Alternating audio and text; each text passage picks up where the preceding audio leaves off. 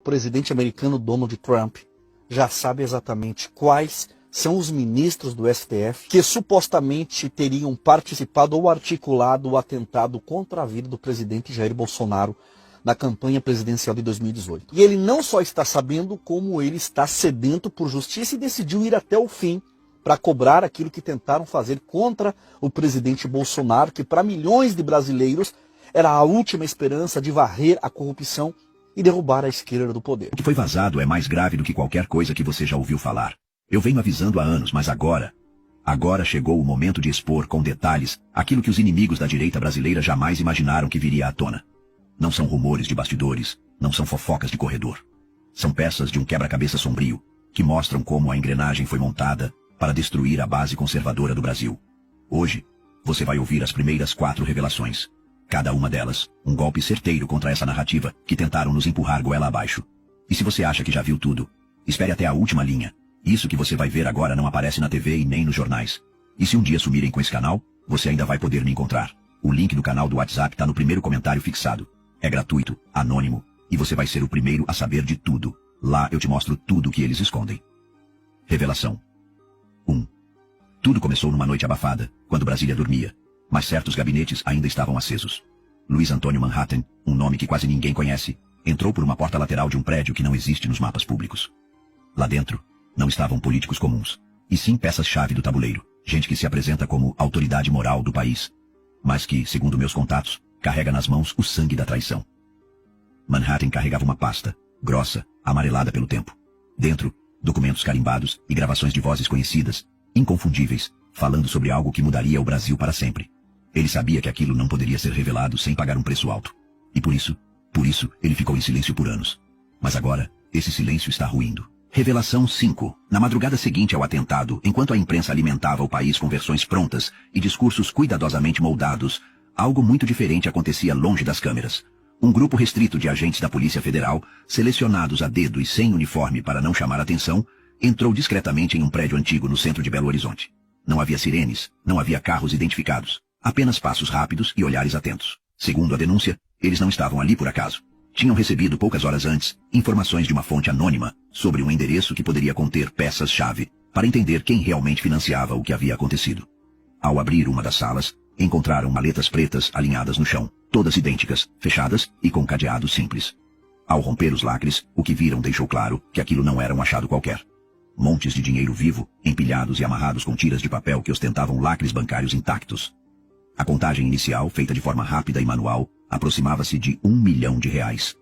Nenhuma nota registrada no sistema, nenhum documento que explicasse a origem, nenhuma prova de que aquilo tivesse passado por qualquer controle oficial. O detalhe mais inquietante, e que até hoje provoca arrepios em quem conhece a história, foi a ligação direta daquele endereço a um dos advogados de Adélio. Não era um depósito abandonado, nem um espaço improvisado. Era um escritório com móveis de alto padrão, papéis organizados em prateleiras e equipamentos de informática de última geração. O dinheiro estava ali como se aguardasse apenas o momento de ser distribuído. O que aconteceu depois tornou a situação ainda mais nebulosa. Antes que qualquer ordem judicial pudesse ser emitida para formalizar a apreensão, as maletas foram retiradas dali. Ninguém viu para onde foram. Nenhuma câmera de segurança registrou a saída. Nenhum relatório oficial menciona o paradeiro desse dinheiro. Para quem foi? Quem autorizou a remoção? Foram entregues a alguém influente? Ou simplesmente desapareceram no labirinto de transações clandestinas que sustentam certos jogos de poder? A resposta, até hoje, é um muro de silêncio.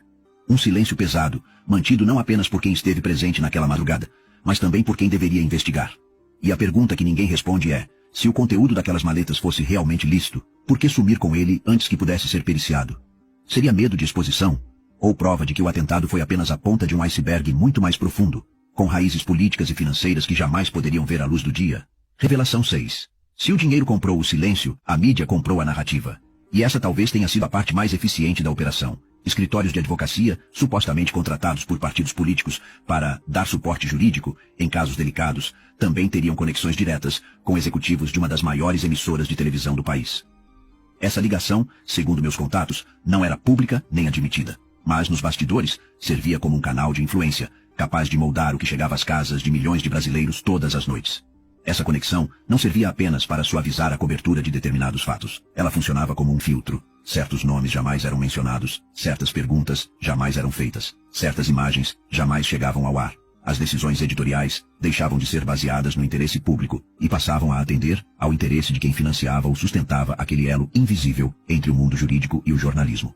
Para entender a dimensão disso, basta lembrar de quantas entrevistas ao vivo você já assistiu, em que o entrevistador parecia contornar cuidadosamente determinados temas, como se houvesse um campo minado de assuntos proibidos. Já se perguntou por que certas perguntas nunca são feitas? Talvez porque as respostas derrubariam não apenas reputações, mas carreiras inteiras e estruturas de poder que levam décadas para se consolidar. E quando o objetivo é proteger aliados e destruir inimigos, a edição de imagens se torna uma arma tão letal quanto qualquer bala. Uma fala pode ser cortada, distorcida ou retirada de contexto para transformar um inocente em vilão ou um culpado em vítima. Isso não é teoria, é técnica. Uma técnica que, usada nas mãos certas, pode alterar o rumo de eleições, destruir movimentos políticos e reescrever a história recente de um país. Há relatos de que determinadas imagens do caso foram efetivamente captadas, mas nunca exibidas. Gravações que poderiam mostrar encontros comprometedores, movimentações de pessoas-chave ou até conexões internacionais. Essas imagens, segundo se comenta, foram arquivadas sob o pretexto de não terem relevância jornalística. Mas, curiosamente, relevância não parecia faltar quando o assunto era expor adversários políticos sem provas conclusivas.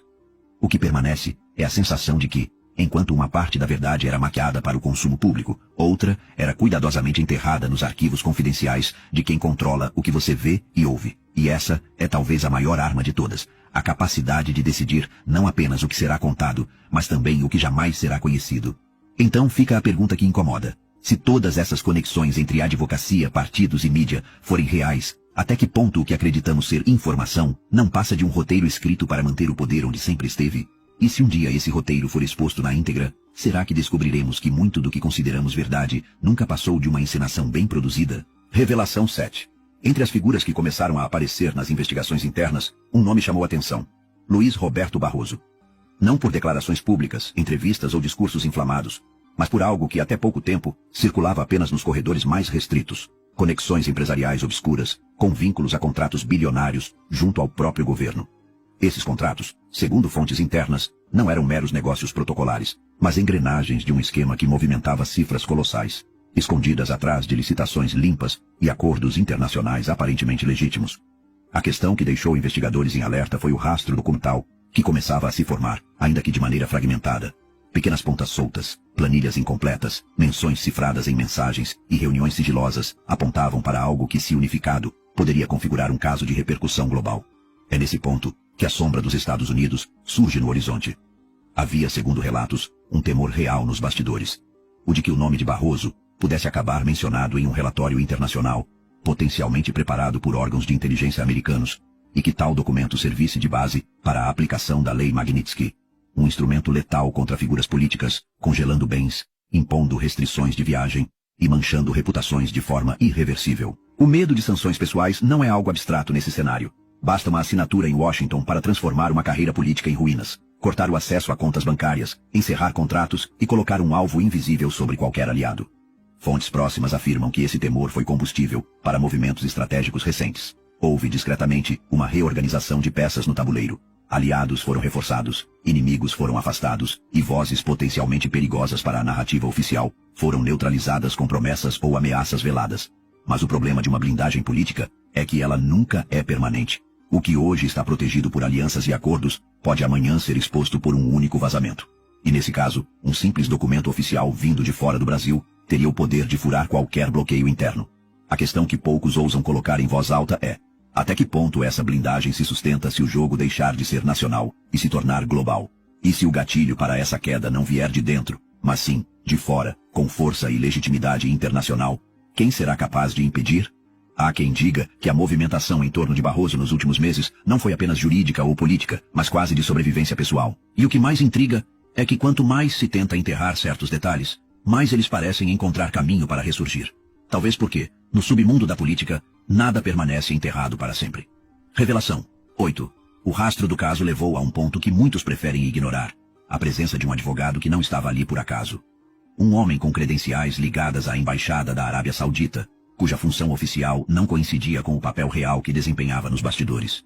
Não era um defensor criminal comum, desses que entram e saem de tribunais todos os dias. Ele não estava ali apenas para acompanhar processos ou redigir petições.